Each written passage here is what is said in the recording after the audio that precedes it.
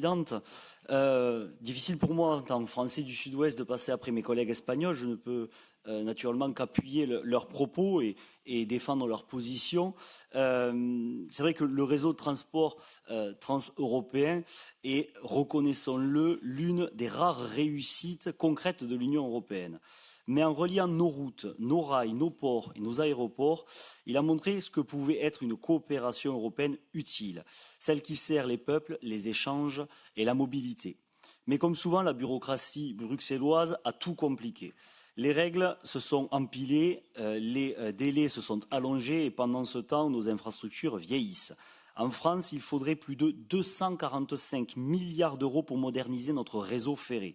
Et nos ports, eux, suffoquent sous les contraintes écologiques, notamment liées au Green Deal, pendant que l'argent des contribuables européens s'envole vers des ONG et d'autres pays étrangers. Disons-le, clairement, il faut mettre un terme à cette dérive. Il est temps de connecter réellement l'Europe à elle-même, de remettre nos investissements là où ils sont utiles, dans nos routes, nos trains, nos ports, nos territoires. Car la vraie Europe, ce n'est pas celle des technocrates, des quotas et des subventions à l'étranger, c'est celle des nations souveraines qui coopèrent librement, bâtissent ensemble et redonnent à notre continent la force des infrastructures, la fierté de son génie industriel, la liberté de ses peuples. Alors bâtir l'Europe des nations, c'est d'abord bâtir l'Europe des infrastructures qui servent les nations et leurs territoires avec des corridors connectés entre eux, avec naturellement l'appui des pays. Merci.